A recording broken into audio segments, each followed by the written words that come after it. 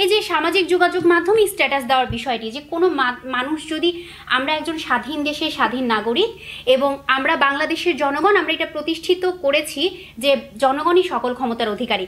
তো সেই ক্ষেত্রে যদি কোনো গণমাধ্যম কর্মীও ফেসবুকে স্ট্যাটাস দেয়, সেটি দেখে জাজ করা হয় সে কোন দল করে। এই জিনিসটা আপনি কিভাবে দেখেন?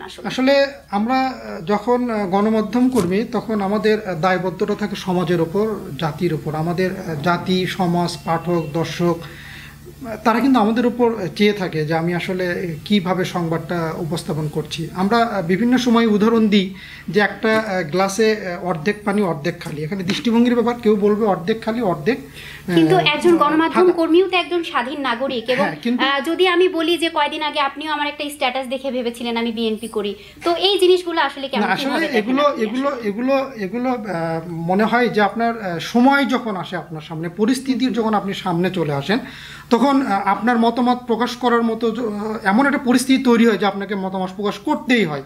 কিন্তু কোনো স্ট্যাটাস দেখে আসলে কোনো মানুষকে জাজ করাটা, এটা হচ্ছে অন্য মানুষের সমস্যা, এটা আপনার সমস্যা না। তো এক্ষেত্রে আমি বলবো যে প্রত্যেকটা মানুষেরই কোনো না কোনো দলের পিছনে সমর্থন থাকতেই পারে, এবং এই সমর্থনটা হচ্ছে মানুষের গোপনীয় ব্যাপার দেখে আমাদের ব্যালট পেপারটা কিন্তু হাতে দেওয়ার পরে আমাদেরকে পর্দার আড়ালে পাঠানো হয় যে আপনি গোপনে সিল মেরে আসেন।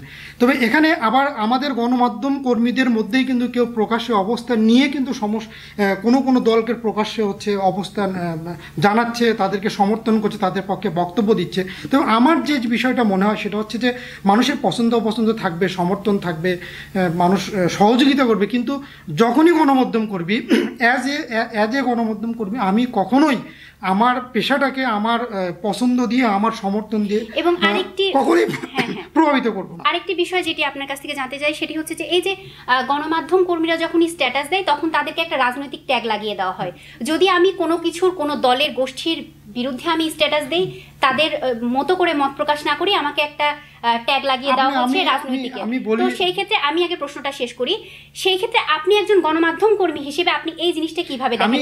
গণমাধ্যম কর্মী কি ট্যাগ থাকা উচিত? না, এটা এরকম টেন্ডেন্সি কিন্তু আগে ছিল না। আমরা যখনই বলি যে আমরা ডিজিটাল বাংলাদেশ হয়েছি, আমরা আরও সামনে এগিয়ে যাব, আমরা উন্নয়ন করছি, উন্নতির দিকে আগায় যাচ্ছি, স্মার্ট হচ্ছি, যখনই এই শব্দগুলোর সাথে, ইন্টারনেটের সাথে বা স্মার্টফোনের সাথে আমরা যখন সম্পৃক্ত হয়ে গেছি, তখন আমাদের জীবনে কিন্তু অনেক নতুন শব্দ, অনেক বিষয়বস্তু কিন্তু আমাদের সাথে জড়িয়ে গেছে।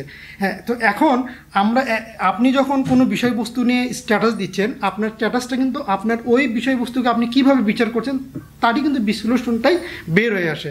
তো আপনি যে কথাটা বলছিলেন যে আসলে আপনি যখন মানে এই যে শুধু আপনি না, পুরো সংবাদ মাধ্যমকেই বা আমি বলবো পুরো গণমাধ্যম কর্মীদেরকে আসলে দুইটা ভাগে ভাগ করা হয়েছে।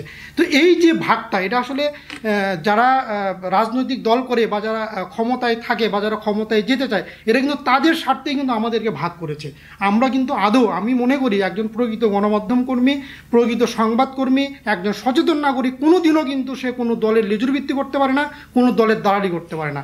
তার সমর্থন থাকতে পারে, সে সমর্থন থাকবে তার মনের ভিতর, তার ভিতরে, তার সত্তার ভিতর। কিন্তু এই ক্ষেত্রে আমি মেহজাবিনের কাছে একটা জিনিস জানতে চাবো, সেটা হচ্ছে শাওন রহমান যেটি আমাদেরকে আসলে বলছিলেন যে এই যে গণমাধ্যম কর্মীর কিন্তু কোনো ট্যাগ থাকে না, আসলে তারা সবসময় নিরপেক্ষ হয়।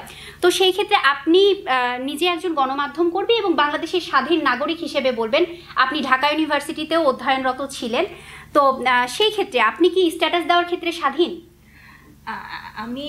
আপনি যেটা বললেন যে গণমাধ্যম কর্মী হিসেবে আমার যে নিরপেক্ষ থাকার বিষয়টা, সেটা আসলে দেখতে হবে।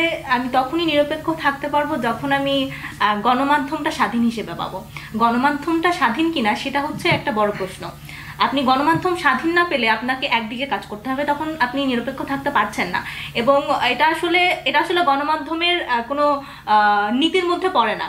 কিন্তু দুর্ভাগ্য হলেও সত্য যে আমাদের একটা নির্দিষ্ট সময় পর্যন্ত আমরা এরকম একটা ফেজ আমরা পার করে এসেছি, এবং ভবিষ্যতে এরকম সময় থাকবে না। এটাই আমাদের গণমাধ্যম কর্মী হিসেবে এটাই আমাদের আশা যে আমরা নিরপেক্ষ হিসেবেই কাজ করতে পারবো। আর যেটা শাওন ভাই বললেন যে যে আমাদের আসলে দল পছন্দ থাকতেই পারে, এটা আসলে গণমাধ্যম কর্মী হিসেবে আমার মনে হয় কি যে একটা প্রত্যেকটা মানুষের প্রত্যেকটা পেশার যে একটা নৈতিকতা থাকে, সেই নৈতিকতার মধ্যে গণমাধ্যম কর্মীর অন্যতম একটা দিক হচ্ছে রাজনৈতিক দল যেটাই হোক, তুমি তোমার পার্সোনাল কিংবা পার্সোনাল পছন্দ কিংবা পারিবারিক একটা ব্যাকগ্রাউন্ড থাকতে পারে, কিন্তু তুমি যখন গণমাধ্যম কর্মী তখন তোমার আসলে কোনো দল নেই।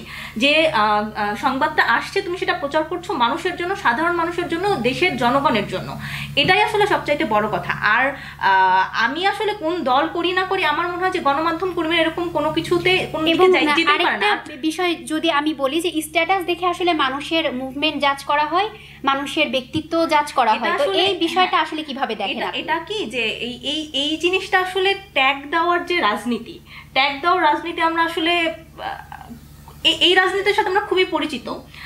এটা আসলে স্পষ্টভাবেই বলা যায় যে দীর্ঘ একটা সময় পর্যন্ত আপনার যদি মনে হতো যে এটা সরকারের পক্ষে যাচ্ছে না, সরকার বিরোধীও আমি বলবো না, আপনাকে যে ট্যাগটা দেওয়া হতো সেটা হচ্ছে শিবির।